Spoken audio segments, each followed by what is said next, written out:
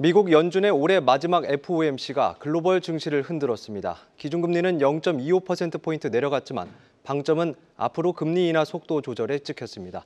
증권부 조영 기자와 살펴봅니다. 조 기자, 시장이 우려했던 제롬 파월 연준 의장의 매파적인 발언이 나왔습니다. 네. 예상보다도 낙폭이 컸던 이유는 뭡니까? 12월 FOMC에서 연준은 내년의 금리 인하 전망을 기존 4회에서 2회로 조정을 했습니다. 이에 따라서 내년 말 기준금리 3.9%로 석 달 전 전망보다 0.5%포인트 올려 잡았는데요. 사실 이것은 시장에서 예상한 부분입니다. 충격을 받은 것은 파월의 입을 통해서 느낄 수 있는 연준의 스탠스 변화였습니다. 먼저 성명서를 볼까요? 11월 FOMC와 다른 부분 한 곳입니다. 정도와 시기라는 문구가 추가가 됐는데 향후 금리 조정에 있어서 정도와 시기를 고려하겠다라고 넣었습니다. 이 문구가 연준이 금리 인상을 중단할 때 주로 사용했다라는 분석이 제기되면서 투심을 움직였고요. 또 성명서 끝부분에 이번 FOMC에서 의원 중 일부가 금리 동결을 주장하는 반대표를 냈다라고도 했고 파월 의장도 기자회견에서 이번 금리 인하 결정이 상당한 접전이었다 이렇게 말을 했습니다. 그래서 월가 전문가들은 연준이 정권 교체기에 일종의 정책 공백이 들어간 것으로 보인다면서 공격적인 금리 인하 사이클은 없을 수 있다는 정책 불확실성에 시장이 흔들렸다 이렇게 분석을 했고요.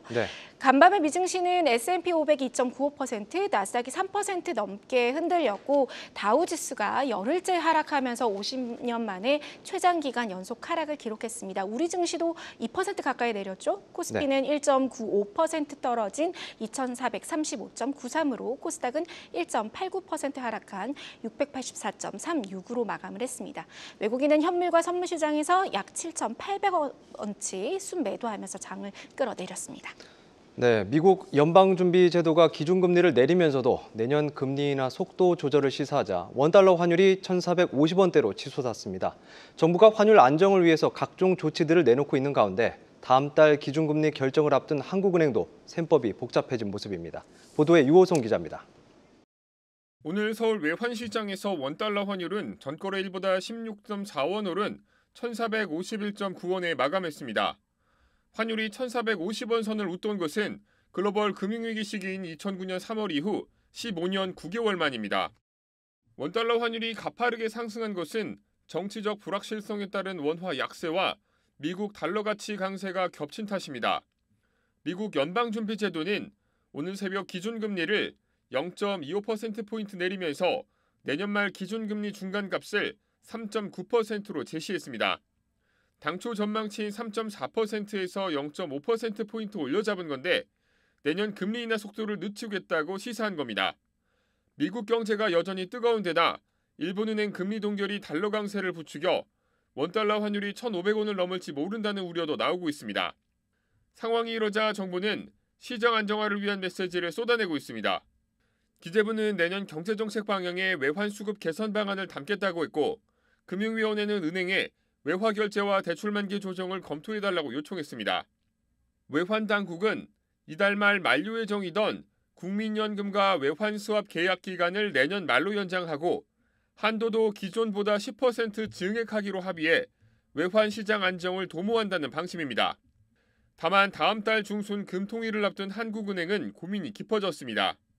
경기 위축 가능성을 고려하면 금리를 내려야 하지만 연준이 금리 인하 속도 조절에 나서면서 환율 부담이 커졌기 때문입니다.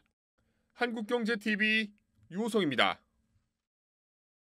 간밤에 미국 증시가 급락하기는 했지만 그동안 역대급 자금 유입으로 나홀로 랠리를 이어왔습니다. 일각에서는 고평가, 좀 밸류에이션 논란도 나오고 있죠. 그렇습니다. 어제 급락에도 S&P 500 지수 연초 이후 상승률을 보면 23.8%입니다. 그러니까 세계 주요국 증시 어디를 비교해봐도 압도적입니다. 유로스톡스가 10%대, 일본 니케이 지수가 한 16% 수준이고요. 한국의 코스피는 마이너스 8% 하락을 기록하고 있습니다. 올해 ETF 시장 자금 흐름을 보면 미국으로 올해 연간 순유입이 처음으로 1조 달러, 그러니까 우리 돈으로 1,470조 원을 넘어섰습니다. 네. 글로벌 전체 ETF 순유입 자금이 1조 6,700억 달러인 것을 감안하면 한 60% 수준이고요. 특히 미국으로의 글로벌 자금 유입은 대통령 선거 이후에 더욱 좀 뚜렷해졌는데요. 11월 한 달만 순유입 자금이 1,650억 달러에 육박했는데 이게 전체의 87%에 달했습니다. 그러니까 트럼프 당선인이 예고한 아메리카 퍼스트가 내년 미국을 제외한 다른 국가 경제에 상당한 불확실성 요인으로 작용할 것이란 우려 때문입니다. 그리고 일각에서는 미증시 밸류에이션에 대한 경고가 나왔는데요. 네. 뱅크 오브 아메리카는 현재 글로벌 투자자들의 현금 비중이 한 3.9% 정도인데 이는 과거 위험 자산이 정점을 찍은 시기와 일치한다며 셀 시그널, 그러니까 매도 신호로 진단을 했습니다. 네. 역사적으로 가장 강력한 증시 호황은 가장 강력한 폭락으로 이어졌다라는 경고와 함께였습니다.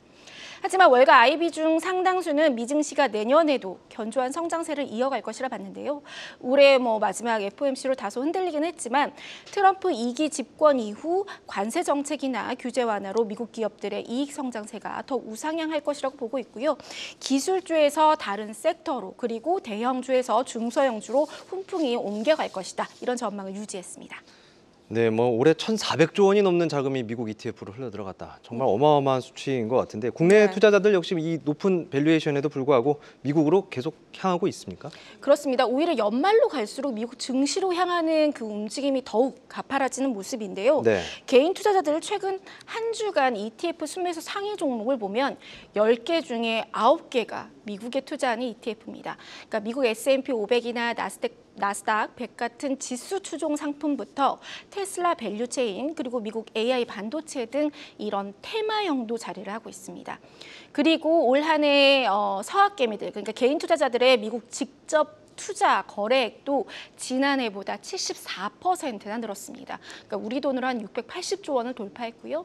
네. 현재 보유하고 있는 미 주식 보유액 규모도 사상 처음으로 1,000억 달러를 돌파했습니다. 엄청나군요. 그렇습니다. 그러니까 한국하고 미국의 대표 지수 이 12개월 선행 주가 수익 비율 PER이라고 하죠. PER을 비교해 보면 S&P 500은 22배, 그리고 코스피는 7.7배까지 떨어진 상황입니다. 그럼 이게 수치로 보면 사실 저평가된 국내 증시로 자산 배분을 할 적절한 시기긴 한데 네. 미국으로의 자금 흐름은 좀처럼 바뀌지 않고 있는 모습입니다. 골드만삭스도 현재 한국 증시의 PER 할인율이 높기는 하지만 밸류에이션 매력도가 크지 않다라고 하면서 투자 의견을 중립으로 하향 조정했는데요. 내년 투자 수익률은 밸류에이션 변화가 아니라 기업의 이익에 의해서 주도될 것이다. 이렇게 조언을 했습니다. 네, 여기까지 듣겠습니다. 증권부 조영 기자였습니다.